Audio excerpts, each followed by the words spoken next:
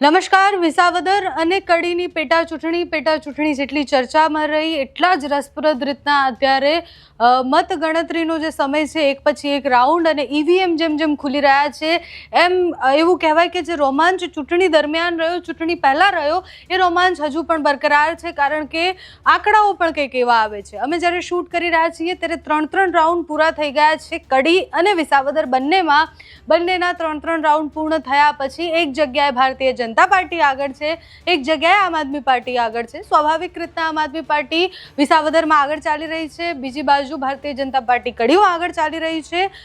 ચૂંટણીના પરિણામો જે પણ હોય છેલ્લી ઘડી સુધી બધાને એ રહેશે કે કોણ જીતે છે. આંકડાઓ સાથે વાત કરીએ તો વિસાવદરમાં ભારતીય જનતા પાર્ટીને 3698 મત મળ્યા છે, આમ આદમી પાર્ટીને 3157 મત મળ્યા છે, કોંગ્રેસને 189 અને નોટાને 70 મત મળ્યા છે.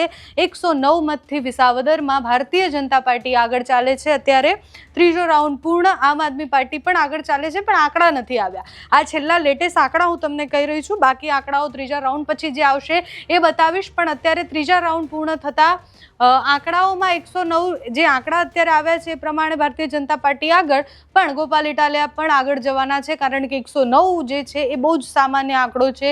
એ આંકડો પાર કરવો ખૂબ અઘરો નથી હોતો, એટલે મોટાભાગે અઘરો નથી જ હોતો. અને કડીની વાત કરીએ તો કડીમાં ભારતીય જનતા પાર્ટી 5752 વોટથી આગળ છે. બહુ જ મોટો ડિફરન્સ છે, 5752 વોટ. એટલે એ ગેપ પૂરો કરવો જ ખૂબ અઘરો થઈ જાય છે. વિસાવદરમાં 109 110 ચાલે ત્યાં સુધી ઠીક છે, પણ વિસાવદર અને કડી બંનેની ચૂંટણીમાં પણ ખૂબ ફરક હતો. સ્વાભાવિક રીતના ભારતીય જનતા પાર્ટી કડીમાં જીતે છે એ બધાને લાગી રહ્યું હતું. વિસાવદરમાં આમ આદમી પાર્ટી જીતે છે એવું બધાને લાગી રહ્યું હતું. એટલે વિસાવદરમાં આમ આદમી પાર્ટી ધીરે ધીરે જે કહેવાય કે પહેલા રાઉન્ડમાં એ આગળ હતા, બીજા રાઉન્ડ, ત્રીજા રાઉન્ડ, એવી રીતના આંકડાઓ પણ સામે આવતા રહેશે બેઠકો પ્રમાણે. અને કેવી રીતના રાઉન્ડ 1, 2 થયા છે એના આંકડાઓ પણ આવ્યા છે. ગ્રામ્ય વિસ્તારો પહેલા ખુલ્યા છે, એટલે ગ્રામ્ય વિસ્તાર જ છે આખો. પણ કડીના જે એકદમ બૂથ જે કહેવાય છે એકદમ ગામડાના 200-500 વોટવાળા જે બૂથ છે બધાના ઈવીએમ ખુલી ગયા છે.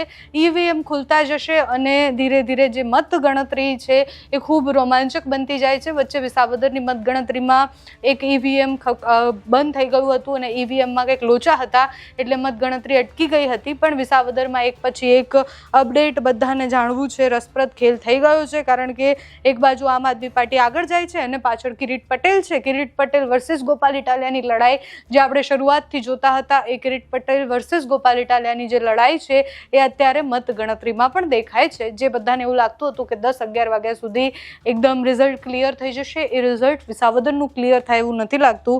3 રાઉન્ડ પૂર્ણ થઈ ગયા છે. કોણ આગળ કોણ પાછળ તમને જણાવી દીધું છે.